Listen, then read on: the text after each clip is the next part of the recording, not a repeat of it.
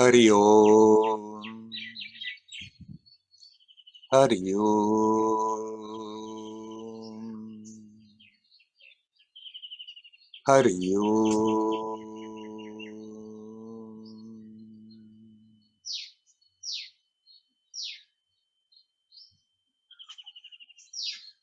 Hello, my friends.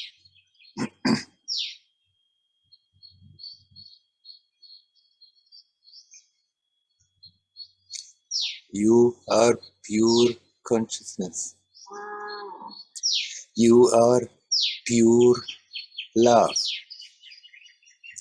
You are pure energy. It's good to remember. And you are that mystery that is even prior to that.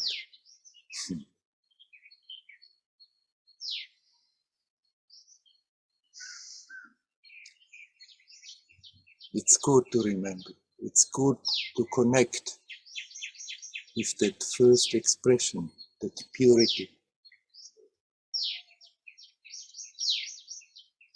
There is a very negative influence around the world trying to push people into gloominess, into depression.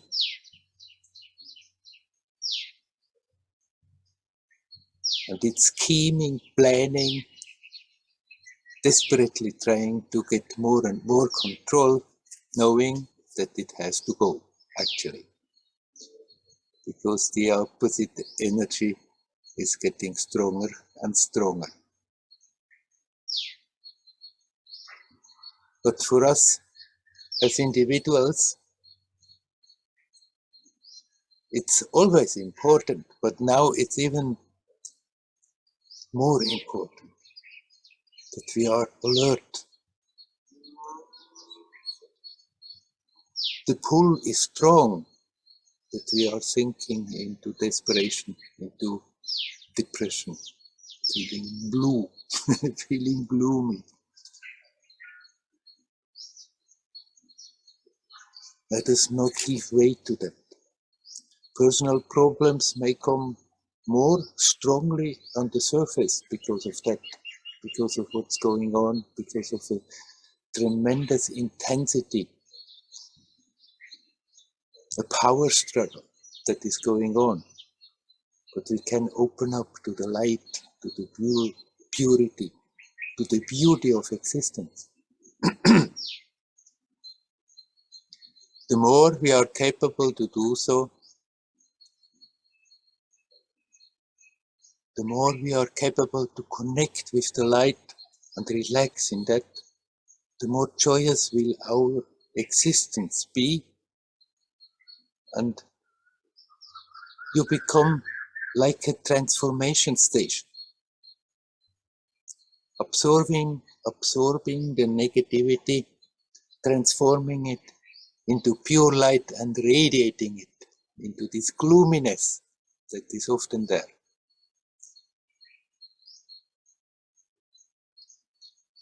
It's good to spend every day some time doing nothing else. Spending every day some time where we can put the undivided attention to just being ourselves. At ease, at peace, as good as we can. And relax.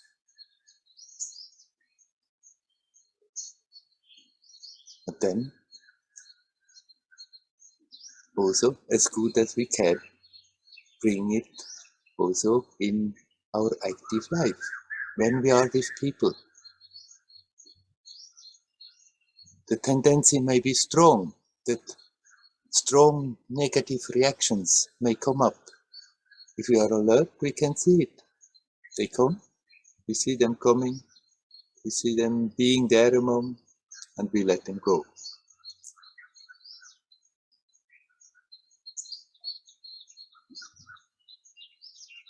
Our own life will become more lightful, more joyous, more beautiful, and we help the process that is going on, of the forces of the light increasing, pushing away that negative, even diabolic energy that desperately tries to get complete control on this material level.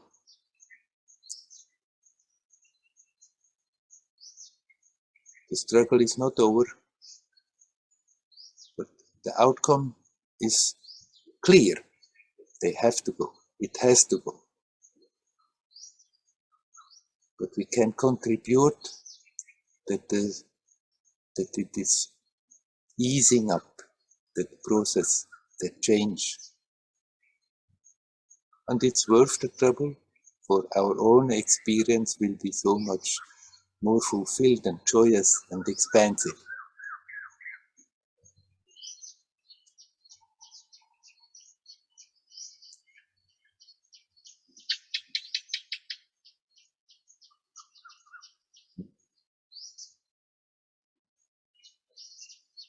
All right.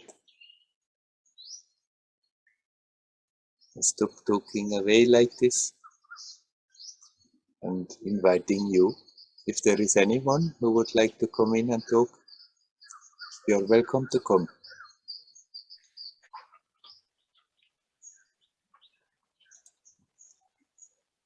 Okay, can you hear me?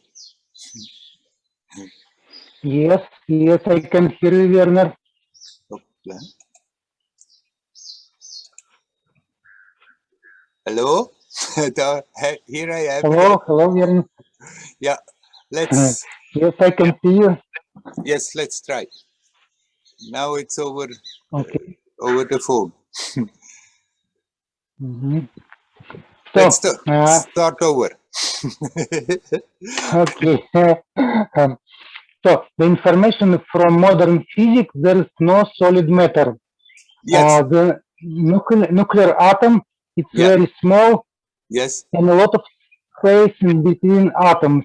Yes. It's there is electronics, electromagnetic forces, but actually there is no solid matter. Yes. Then I start using this information when I practice vipassana. Sometimes, not always, but sometimes. I'm usually feeling sensations of the body, but I add to it the feeling there is empty space in my body, is just a feeling, or maybe it's just imagination that the body is empty.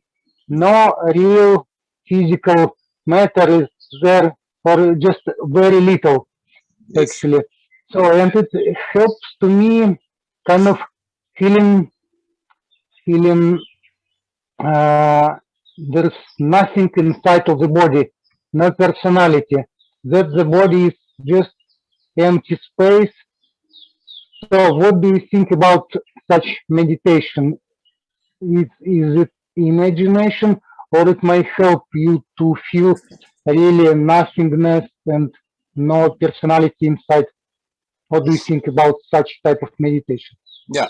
I think that meditating like this is perfectly fine. So if you feel comfortable with it, go on with it. Now your question, whether this is really, whether you really can feel that or whether it's imagination, it's difficult to say because the two, they are coming together. We can first imagine things and then come a real experience. But yes, I mean, modern science says many things which Vedanta and yogis have been saying for a long time. Like, there is not really any solid matter. It's all forces that are playing, and it gives us the illusion of solidity. And we are getting attached to that illusion, and because of that, it's nothing wrong to meditate on that. That actually there is not really anything solid there. It may help to detach from the attachment to the form. It may help to detach from the attachment to all the aspects that are belonging to that form, that me personality. Fine. If you feel good like this, then go on like this. Okay, okay, thank you, Werner. We'll try. Thank you. Yes, Hari Om. sure. Hari Om, Hari Om. So I don't know whether you are here, Maria, but if you, yes. Yes, I've changed to the mobile, so hopefully that will help too. Actually, I think it was on my side because I have changed changed the company and now it works. But let's try. Okay, so it's about the reaction, a very strong reaction of impatience. Yeah. Like when I was giving the example, which sounds very silly, but it can be applicable to any other thing. If my hair clip broke, and then it was like, okay, I need to get a new one. And I was going for a walk, and there was this urge, massive urge, to have to find it quickly. And there is, that I feel this time, I feel quite embarrassed about saying something like this. There is a sense of shame. I shouldn't be feeling that. I'm a grown-up adult. But I feel it's almost like the same spot from where sometimes also a lot of aggression comes out, aggressive thoughts. Yes. And it's like I've been experiencing this obviously for a long time, but yesterday it became like in the open. It's like, all right, I get it. There is a spot that for some reason seems to produce all this stuff. And I'm guessing that this is what in Christianity would be called the evil somehow. And in samskaras, in Hinduism, I don't know. But it feels like now a point where all this stuff comes out. And I'm just, if you could please comment on that. Yes. Don't feel in any way embarrassed or ashamed about it. We all carrying much more of that stuff in us than we think. Stuff that we have suppressed in our childhood and somehow couldn't express it, and it's still there, somehow locked in somewhere and nagging. So when it comes up to the surface, then don't feel bad about it and think, oh, yeah, I shouldn't feel like this now as a grown-up adult person. Then let it come and observe it. Then when it comes and you observe it, it doesn't really do any harm. You observe, you see what it is doing, you're still staying here now. And then if you don't feed it, it's there for a moment and it goes, and then even negative thoughts, negative emotions, they are not going to pull you into darkness, but then you become aware. It's a purifying process. So let it come. Don't try to, when it comes to suppress it, just try not to get attached and overwhelmed by it. But just see, there it is. Oh, I see you.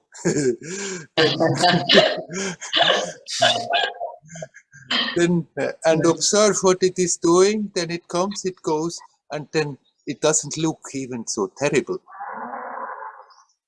It's only when we totally resist and think, this should not happen that I feel like this. This should not happen that I think these kind of thoughts. Then it becomes big.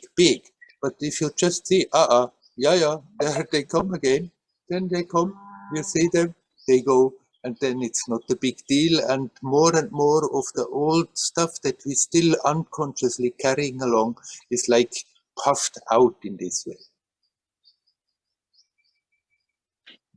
Thank you. Yeah, I can feel it as you are saying it, more space. I felt also the connection between that, and I had an incident with a colleague that I felt somehow I had pushed her to do something. there was something that needed to be done. And I said, well, why don't you just do it? Yeah. Because I also feel that she is good at doing that. Yes. But there was no, I didn't give her space to respond. Mm-hmm. So there was a lot of pushiness, and she did it, and then she resented it. Yeah. So it came back. And when she was when I received the reaction back after she did it, Yeah. is when I realized this is the same spot. You know, is wants things now. Yeah. And then when that is the driving force, then this is what happens with other people. That sometimes I get my way, but actually, obviously, it's not the way I really want to. But I feel it's the same energy. Do you understand what I mean? Yeah, yeah, right. And it doesn't, if you are connected with yourself, then after that it doesn't matter so much whether you get your way or not. Yeah. You still can put your ideas out, and maybe they materialize and maybe not. Yeah. If you have that openness, that broad-heartedness, then it becomes a bit playful, and it's not so serious. The story stops being so serious. Thank you, Werner. Thank you so much. I already feel better. Thank you. You're welcome.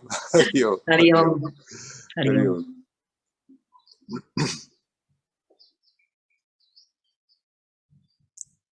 Okay, it seems to work right now with this company with the phone. So we'll continue. Is there anybody else who would like to come in? Please come.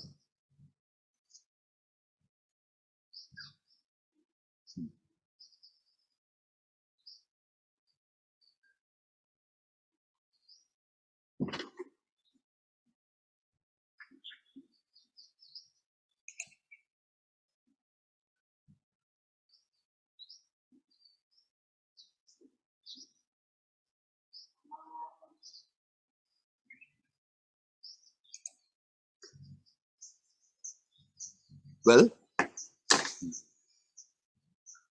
Patrick just wrote me that my picture and sound is good. So I may remind that I've again written it in the Facebook some time ago. There is that man in Australia, Troy Eichelberger, is organizing for the solstices and for the equinoxes a meditation and invites people from around the world to join. And so they have started today and will go on for 3 days.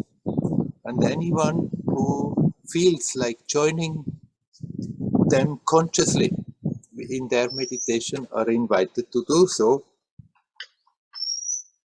Anytime, anywhere, as long as you like, as short as you like, connecting with pure love. That's the main intent, has always been the main intent. Now he has attached the for sustainability. But it's perfectly fine. Just open up to love and connect with all the other people around the world who do also consciously meditate now to connect in that current. Of course, we should not only connect with that when there is solstice or when there is equinox, but organizing such a thing is helpful, that consciously people join in the current and intensify in that way the effect that it has. But still, what counts is that we keep on day after day having periods where we do only that, and then remember that as good as we can when we are also doing other things.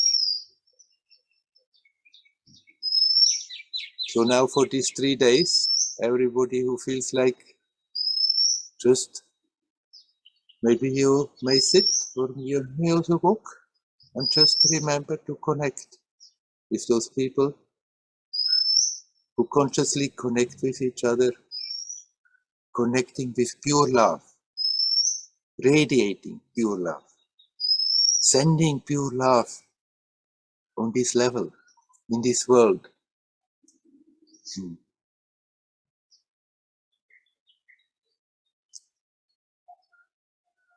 It's not as real as it appears. And like Dial said, even science knows that there is not really any solid matter. So this whole thing is not as real as it appears, but it's an experience. Like a dream is not real, but still it's real as an experience.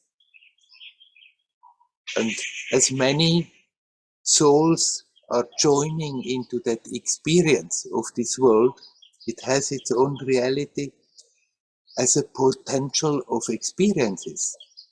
And that experience may be full of light or full of pain and suffering. But there are forces on the way who try to push the negativity.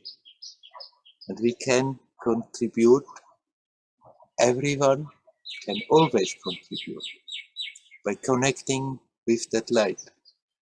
And if there are occasions like this, then we can consciously, even more consciously, join with all the others who are doing the same thing around the world at the same time. All right, my friends, is there anyone who would like to come in and talk? You're welcome.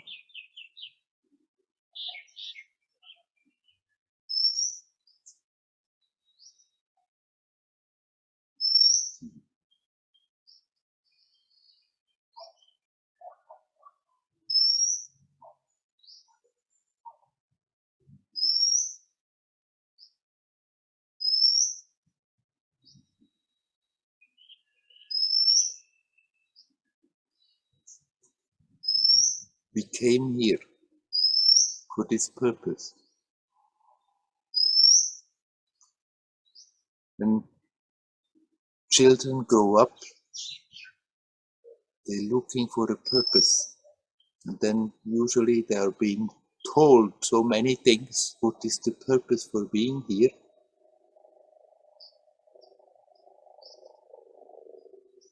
Then there come many philosophers and say that there is no purpose at all. It's all accidental. But there is a purpose for being here. How this is manifesting is as different as there are people who are there different. But the basic purpose is that we come here and gain experience. And in course of the process, the conscious experience expands. The being who is projecting into this magic show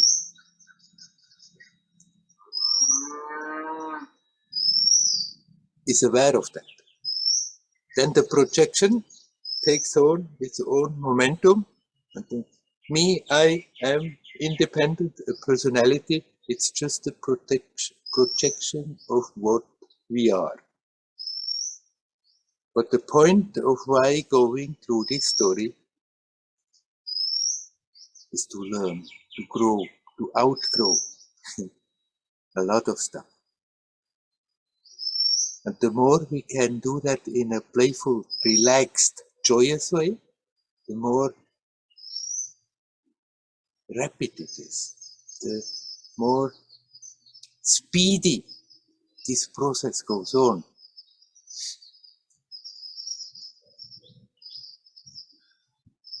More powerful.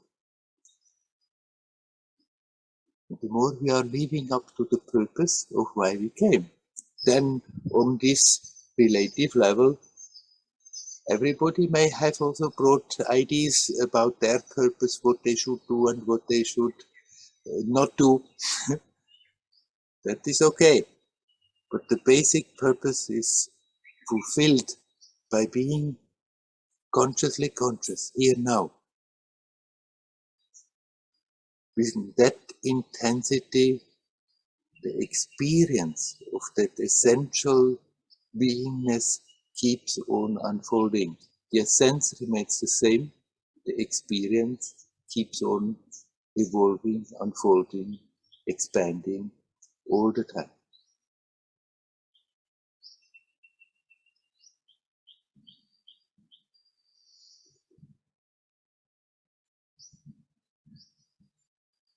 Before I said, because of that extreme negative influence, now it's especially important that we connect, that we can, of course, connect wherever we are. We can connect also in a very noisy, nervous, bustling, big city. But it is helpful if we can, at least periodically, find an environment where it's easier. Connect with nature. Just now, my friend Heidi had written, after being in the mountains, in the Swiss mountains, quite away from the humdrum of life, of whatever is going on, how wonderfully easy it seemed to connect. We can connect everywhere, but if we have the chance, it's useful to go into places where it's easier. And nature is always a great help. The human mind is easily corrupted, and so we are influencing each other, that we are getting into negativity. But nature is not influenced like this. It just is as it is. And if we connect with trees, if we connect with the whole vegetation that is there, if we connect with the wind, with the sky, with the clouds, with beautiful streams and waterfalls,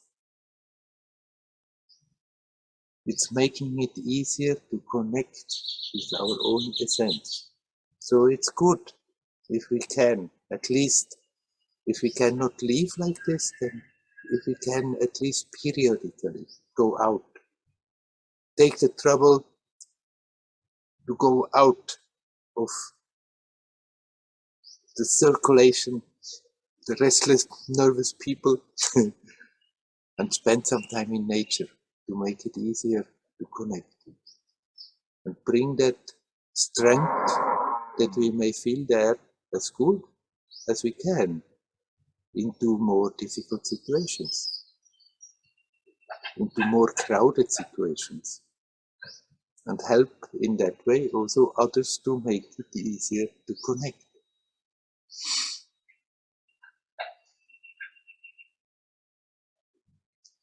So I'm asking again, is there anyone who would like to come in and talk? You are welcome.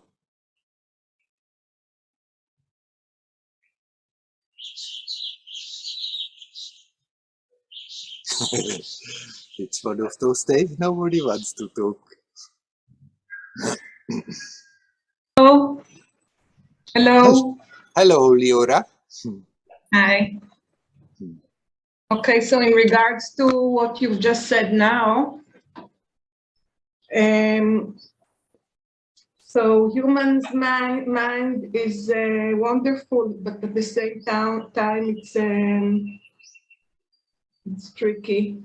Yes, it's tricky. And something makes it also like we misuse, we take advantage of nature and of animals because we believe we know better. Yeah.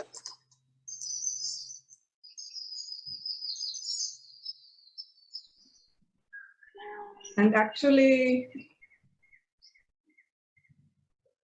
our great mind also gives us very much trouble.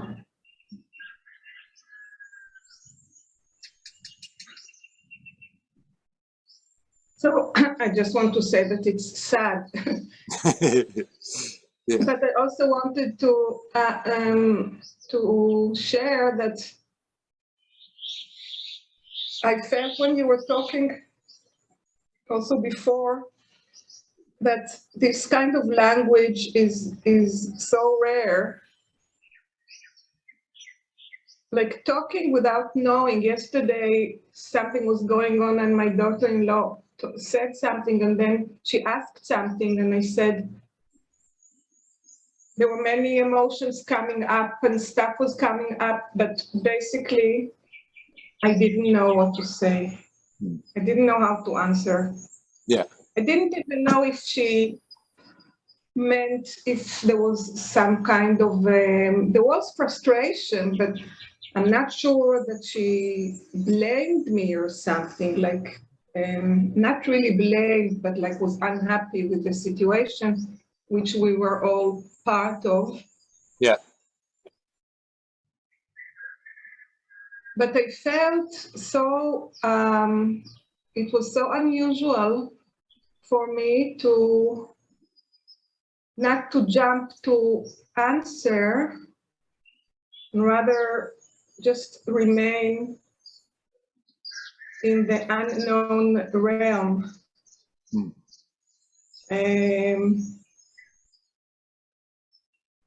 And this is something I've been practicing actually, because I started sensing this possibility of also not needing to connect all the time to reference points,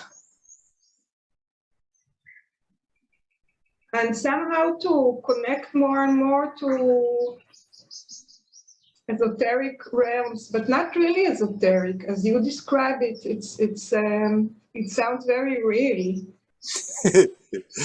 Well, I mean, depends what you mean with esoteric.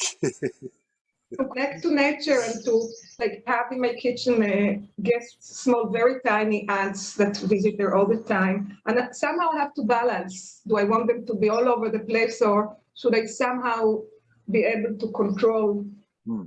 So it's like, it's a game in a way, but I really don't like to wipe them away with the kitchen towel or something. So it's like that. It's all the time with the plants, with the garden. Everything is like, is it the right thing to do? Is it the wrong thing to do? Am I misusing? Am I using strength power that I don't really have over anything? And also agree to not know. Yeah. At the beginning, you said, yes, the mind is something, human mind is something very wonderful, but unfortunately we misuse that power very much.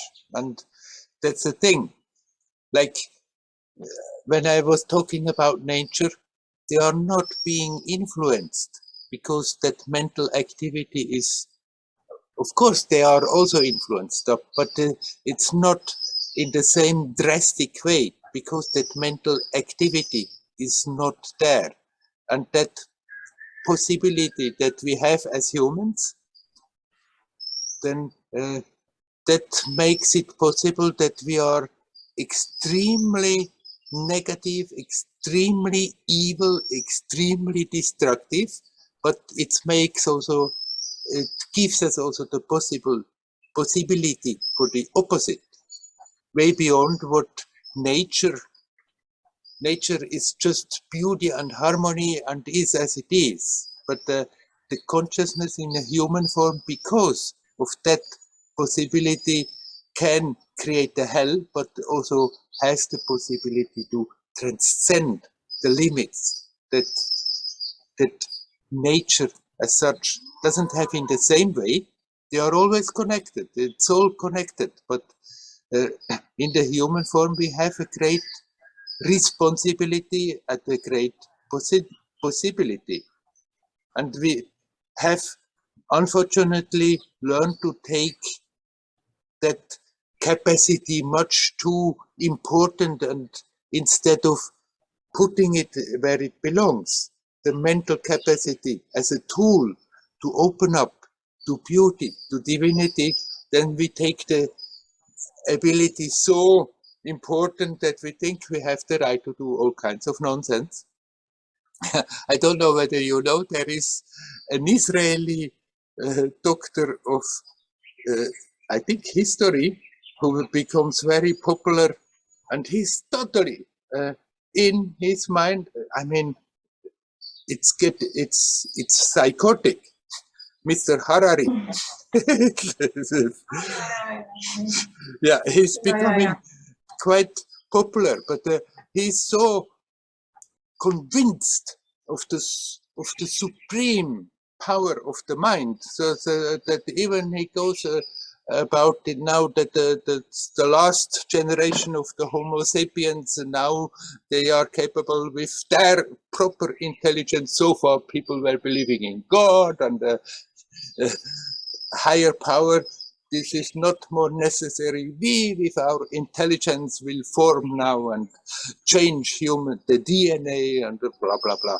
I mean, that is the extreme of the misuse, of the misunderstanding of that capacity of the mental power, that we put it in such a state that we think now, okay, now we can play God of the universe, instead of using it to bring the attention back to the essence and connect with that higher power that is there, which is the natural power, the power that is at the base of everything. And then make use of that mental capacity to make it into expression, a beautiful, divine expression, instead of a destructive instrument that creates more division and more suffering. We have, from moment to moment, a choice, but of course, in many situations, one may not exactly know what is the right thing. Like a simple situation, your space is being invaded by ants all the time. Can I wipe them out, or should I let them? Well, in my space, I don't let them take over. I try to, because as you know, in India, we have also lots and lots and lots of ants. I try to, with a cray, to make lines that they don't go beyond, and they can stay in the garden and outside. But if they transgress too much, then I try to shoo them away. But if they don't want, then I wipe them away and think I don't have to let my space being invaded by ants all the time. You have the right to, but we don't have to do that with a feeling of aggression and like destruction. But I accept, okay, this world is like this, and such situations cannot be completely avoided as long as we are not developing that sense of destructiveness, of wanting to hurt unnecessarily. Then this kind of situations, they do no harm. You can be in connection. You can even connect with the ants that you wipe, and they may get that consciousness that is there as an ant will get a good impulse for that, wherever it goes after that. So you don't have to be afraid of living your life and doing your things, and then am I doing the right thing? Am I doing the wrong thing? Just be in harmony with yourself. And then automatically it happens. And even if we transgress sometime, then we become aware, oh, that I could do different. And in the next time we will do different. So no harm is done. As long as we are not developing that intent of pain, that intent of destruction, that intent of wanting to hurt. We don't need actually any rules. The rules are okay because people are not in harmony. But the more you are at peace, in harmony with yourself, the less rules we need, because spontaneously we adjust to the situation and we are not going out hurting unnecessarily. Why? Simply because it's not necessary. Simply because not necessary, because it's not natural. It's unnatural to hurt unnecessarily. But this material level is constructed in such a way that hurt cannot completely be avoided. Yeah. Yeah. The motivation, Yeah, the motivation is supremely important then. yeah, it's a good point how you describe the harmony. And also what you said about the responsibility of the human race is very interesting to think about. So how can I be responsible in my everyday life without taking over actually, or like control? The same like goes back to harmony. Like there is a situation, let's say I take care of children, my grandchildren or so, and I'm responsible for them, but at the same time to listen to my heart, with my heart, to listen to their heart, and like, not to feel self-importance, and then because I'm responsible, and yes, so like also in the big picture, it's exactly that. If in that situation you are capable to consciously be conscious, connect with yourself and relax, then you feel a sense of peace and harmony, and it happens then spontaneously. Situations come, you deal with it, and they go. It's not difficult. It's not a big deal. It's when we make it difficult in our mind and think, what is the right thing? What is the wrong thing? If you are at ease, at peace, then it happens all by itself. And that actually is more important of an influence, like when you are with children and you are at ease, at peace, it's more of a positive influence than doing exactly what we think is the right thing externally. Yeah. It's a shift. I can feel the shift recently. Yeah.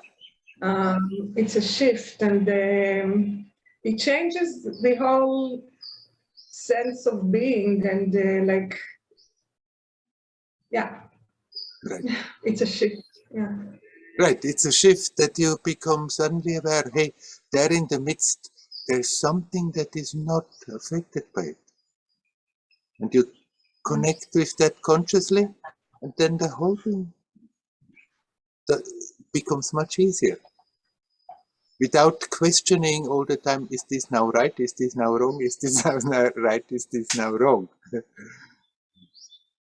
Yeah, only that it makes me very embarrassed sometimes when I'm with other people, and then I'm like in this kind of mode. It's I'm embarrassed. I feel I've lost my social abilities, like to communicate, and So. This may be temporarily. It may happen that you're a bit less active socially than before, but Yeah. eventually that also will pass, and you can play your social roles again, and in spite of that, be aware of that immovable aspect of yourself. So don't worry about if that seems to happen. Okay, thank you, thank you. It's beautiful. You're Thank you welcome. very much. Hari Om. Hari Om, Hari Om.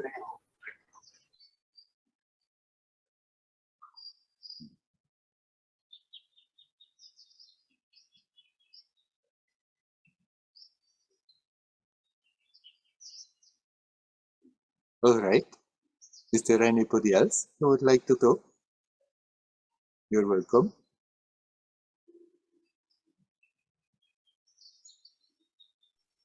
Hello, Werner. Hello. I think it must be Nelly. I haven't seen you. Yeah, Ah, now I yes, see you.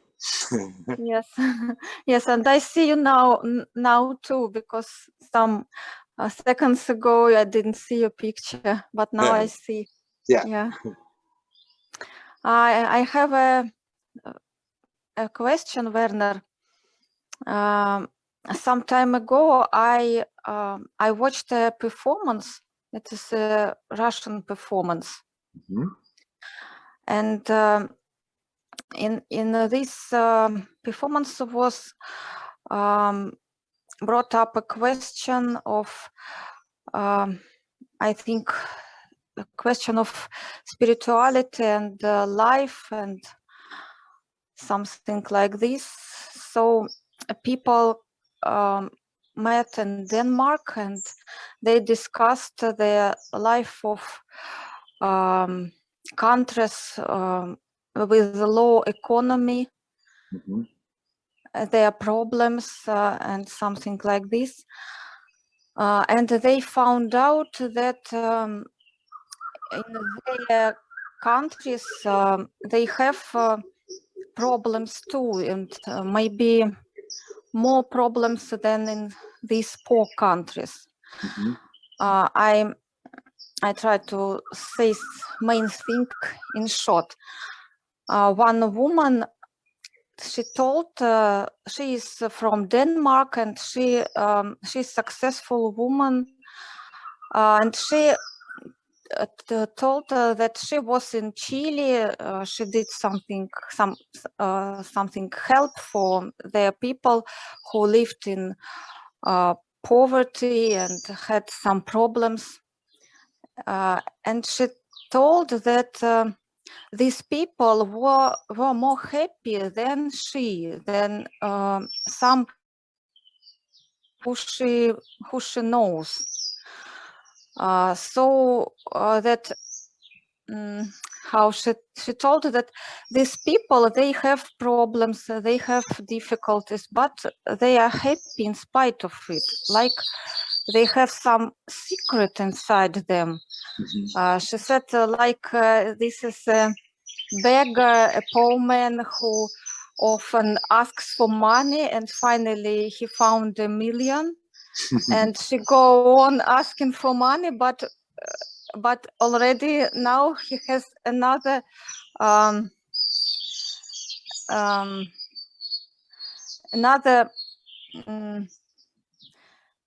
to say another eyes.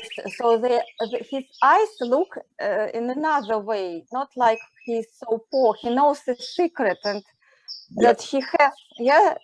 So he asks, but not with this miserable state. And that these people are happy in spite of all these difficulties. So they are, she said, like they are knows this secret and like they are connected with God or something, yes, like this.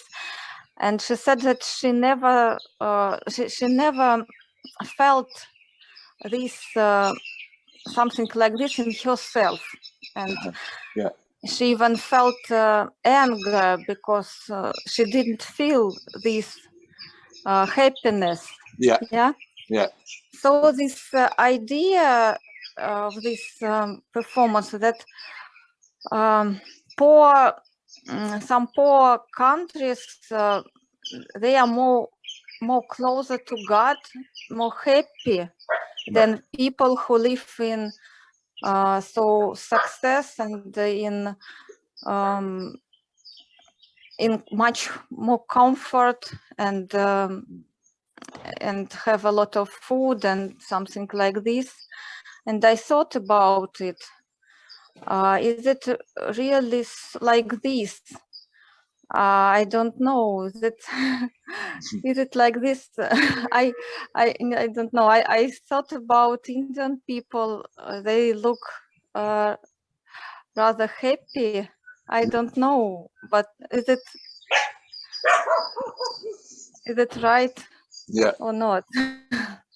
Well, it's neither just, you cannot simplify like this and say the poor countries, they are closer to God and they are happier than the rich countries.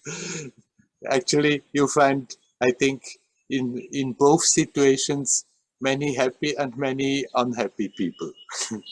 And the question is where they are looking for happiness. A simple person may be very satisfied with a very simple life and just happy to be capable to live that life and relax and feels consciously or unconsciously something something beautiful in themselves, just without the need of an external kick in order to feel happiness. Just relax and be aware. Just being, it contains that joyousness. Without think, a simple person may never think about it, but just lives naturally like this, feeling a lot of that connection.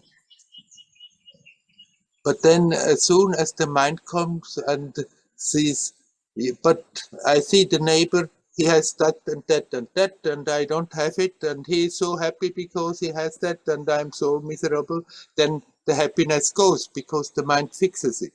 And however much you have, you can always think like this about others who have more.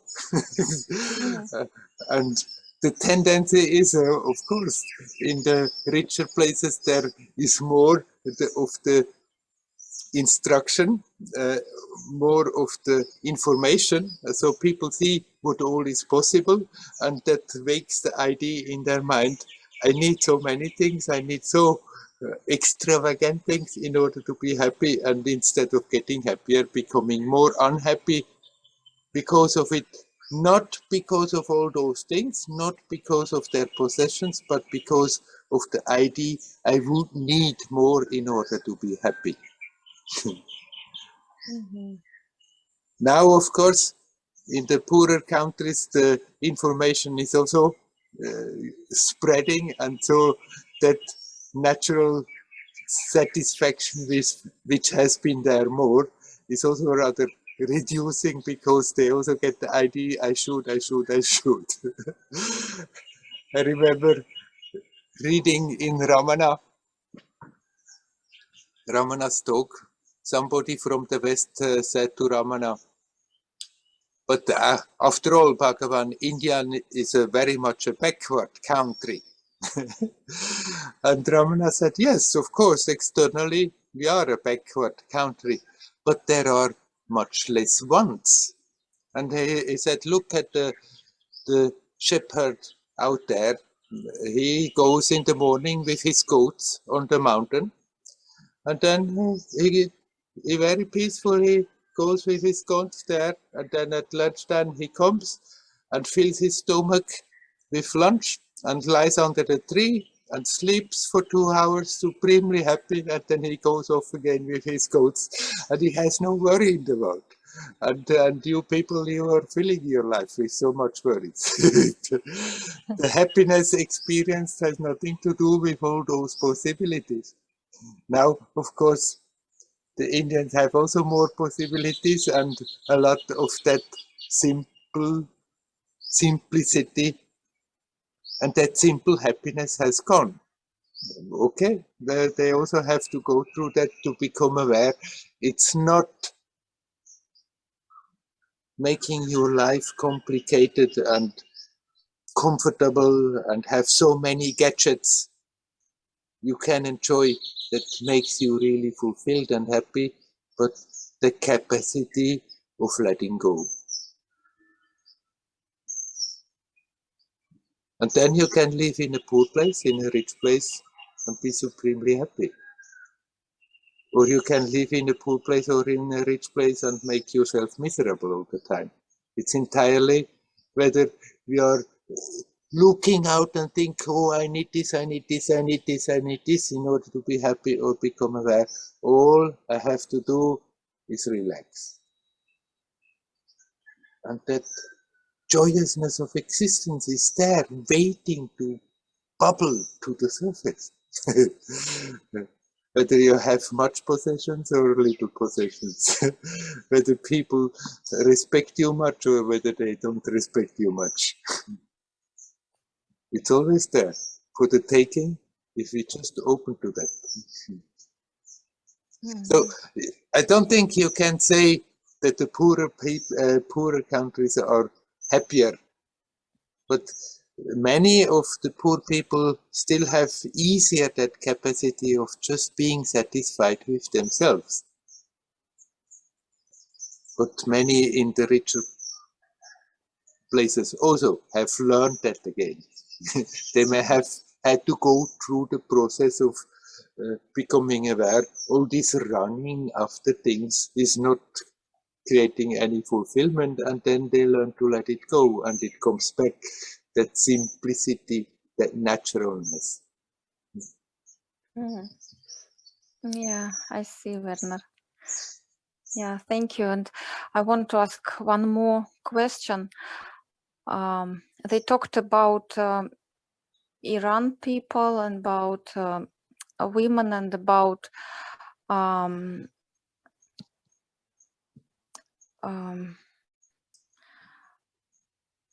mistreatment of women. Yeah, that and as I understand, it goes from religion, this strict laws that don't allow even to use a little more cosmetic or something like this, and they are beaten cruelty for something like this. So they talked about these things, and in spite of that said that these people are happy, and I can't accept it in my mind how it is possible that I even don't understand if these people are connected with God, how it is possible if this religion is so strict, is so cruel. I how to be happy. I don't know. I understand that, for example, Indian people can be happy. They don't have these cruel laws, but in Islam, I don't understand. And the other thing that I thought religions, they, as I understand, come from enlightened people. And why Islam became so cruel? I don't think that Muhammad could be so cruel if he was enlightened. I don't know much about Islam, but or maybe I just may suppose that it is because of some fanatic people who made this religion in such a cruel thing. I don't know. I just think of it. Yes, you don't have to single out Islam. It's happening everywhere. Simply, the other people like always to point out in other religions, in other places, what is going wrong there. But I mean, it's a sign of how disharmonious human are, with naturalness, with that divine essence. And this is manifesting, it's manifesting in India everywhere, all the time also. Like in the village, it's now very much a problem here in the villages. The men, they go and drink their cheap stuff, and they come home and beat their families idiotically, and still they are supposed to be happy and do their thing. Whether it's then put under the mantle of a religion, or whether it's just because they are dazed by the influence of alcohol.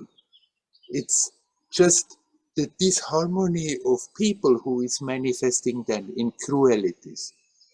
Religion means to unite, to reunite. That's what the word means.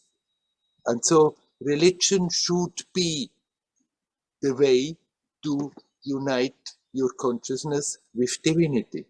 That's what religion should be, but as soon as it is getting organized, then the human stuff, which is not so very religious, is sneaking in and creating all kinds of stuff that has nothing to do with uniting with divinity. So you don't have to criticize a particular religion, because the same disharmonious things are manifesting everywhere. Simply it takes a bit different guise, and it's the responsibility of each and every person, whether they are making their religion an excuse to be cruel and think I'm right, I have the right to be so, or whether they use the help of alcohol, or whether they, whatever excuse they find and think that they can behave cruel. It's unnatural to be cruel like this. It's unnatural, it's disharmonious. And the more people are really turning the attention to religion, to relegare, to reunite, then the less of this unnecessary cruel nonsense will manifest. It's not that it's this religion or that religion, it's a disharmonious state of consciousness people are in and manifesting in all kinds of crazy ways. Mm. Now you said, how can people be happy if they are dead? Of course, the ones who are then exposed to that cruelty, they can learn maybe to find their strength and get rid. But people have learned to be themselves even in a worse situations. It's not an excuse then to drop into that mood of being a victim and miserable and make it worse and worse and worse like that. But still, no matter what the situation, they can still learn to connect with themselves and relax and feel that happiness of existence. And then they also have the strength that they can maybe more and more connect together and remove certain rules that are there that are not necessary. But it's always with everybody their own responsibility. Wherever you are, whatever is happening, you have the possibility of being always in resistance with what is happening and being very unhappy and miserable about it, or you can connect with yourself and relax. Also when you live in a slum and feel that happiness bubbling up in yourself, no matter the circumstances. Yeah, I see, Werner. Yeah, thank you very much. This is very helpful. Yeah, I appreciate it very much. You're welcome. Thank you. Hari Hari Om. Om. Hari Om.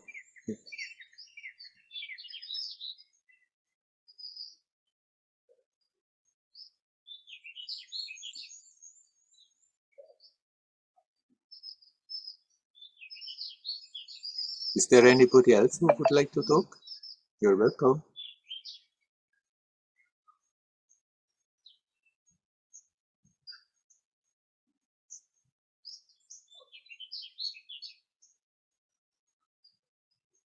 The excuse of religion has been used throughout the ages, the history that we know.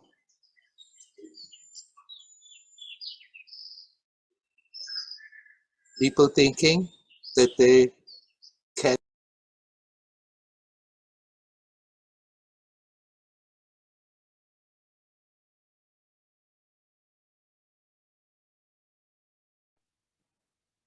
Hello, Werner.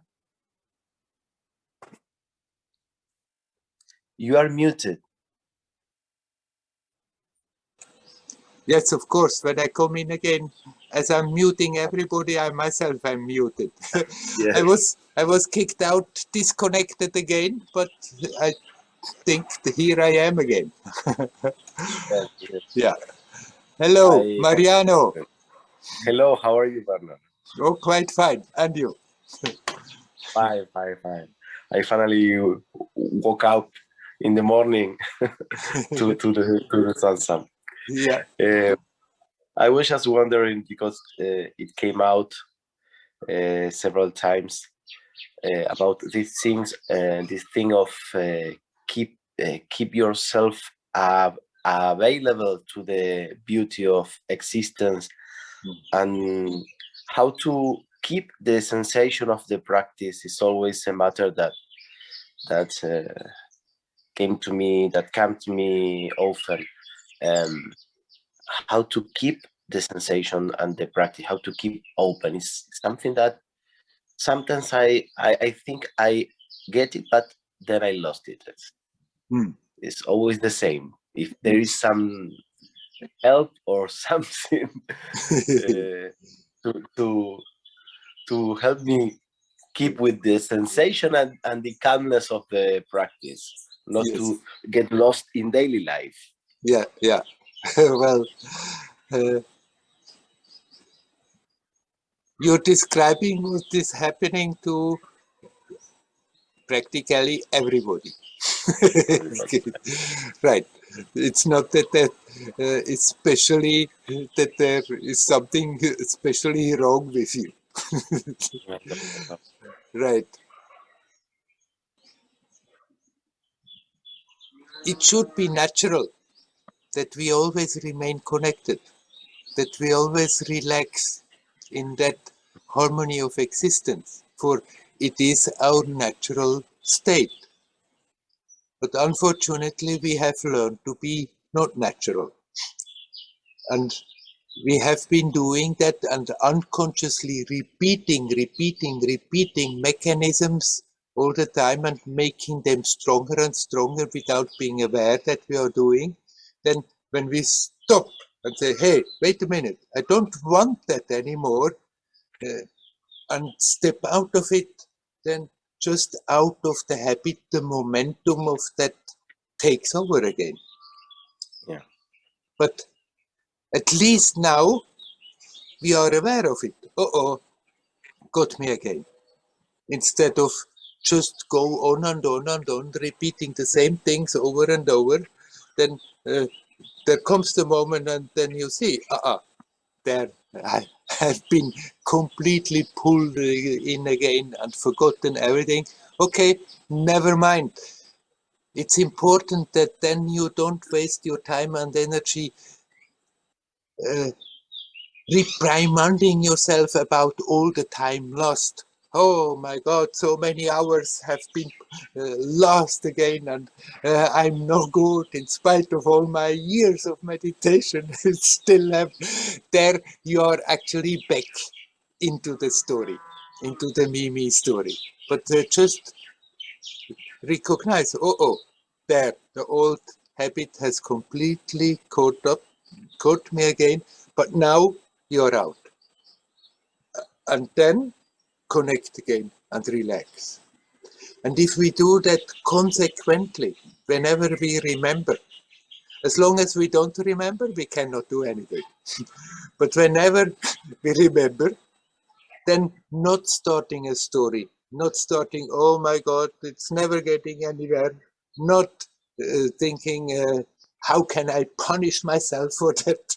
But just the moment you remember, whether you are alone or whether you are in a crowd, whether you are silent or whether you are in the midst of an action and talking, at that moment, relax and connect. And if you do that consequently, the memory comes back more and more and more frequent. And it may also happen that sometimes, even in the worst of action, you feel totally connected and relaxed. Even if you didn't think about it, just because of the new momentum of consciously relaxing and connecting. It's gradually neutralizing the old momentum of the habits of pulling us into situations where we create tension, where we create pain. The new momentum is getting stronger every time we consciously do that. And then gradually this will happen less and less. And eventually maybe your attention will be sucked so deep into it that you don't lose it anymore. But there is not a magic trick how you can now do that and then it remains like this. Yeah. But that helps. It depends how you are going about it. If you do self-inquiry, then the moment you remember and you just inquire again. But who has had that experience? Who has created the tensions? Who is experiencing this? Who am I? I am. And relax in that, in the here, now, connected. The devotee may just call to God. Look, God, got me again. Now, here, I'm back. Connect, feel that divine presence and relax. Or you do it simply more in the yogic approach, the stuff that I'm always talking about. You center, breathe, relax, and you're right there. You can create your own helps that help you in the situation when you become aware, oh, I'm again full of tension, I have completely forgotten and got completely swiped away. Then the moment you relax, that you create your own help to just let go. It's always coming to the same, no matter what tricks you use to help you, that somehow we have to let go of that tension we have created. That we have to be in the present moment and let go. How you do it? Doesn't matter. Do it in the way that that comes most natural to you. And have patience with yourself. Okay, got me again, but here I'm back. And relax. Without making a big story about it, the moment you relax, the moment you realize, the moment you become aware, you connect and relax. Consequently, not think, first I have to finish this and then I'll try again. Then we go again for hours. Then we never connect. Not first I have to do some other thing. No, the moment you remember, now. Be here, be now, relax in that, connect with that. Consequently, and it's coming more and more frequent, that memory. Yeah, it's just a thing of habit. One habit, good habit, that take over the bad habit, or there is something more also, like some kind of grace that can help, or something like this, or it's just the continuous practice of doing and doing and doing this thing that we reconnect. It's like remembering and reconnecting. It's just that, it's just habit or something else, like kind of grace or something. The grace is already at work, that you look for that at all. Already this is a manifestation of grace. Yeah. And then in your life, there may be moments where that grace simply boom, falls on you strongly, but that's not something you can control. It's not something that you can order. You can try, it doesn't work. But what we can is to invite that grace. And you invite that grace by being as alert, as open, as conscious as possible. That very thing that I have been talking about is that invitation. And there comes another aspect in that is absolutely out of any personal control. Sometimes simply grace manifests. How and why at this moment, in this place, we cannot predict. It's not following our known laws. But definitely we can open up to grace, or we can just close the door. we can insist on our me personality, and it's like shutting out grace. Or we can open up and connect and relax and be ready, and that's like the invitation that grace can manifest easier. Yeah. Yeah. So that part we can consciously contribute, that we have to contribute. And the rest will happen. All coming to the same point. Yeah. Thank you, Werner. You are welcome. Hari Om. Hari Hari Om. Hari Om.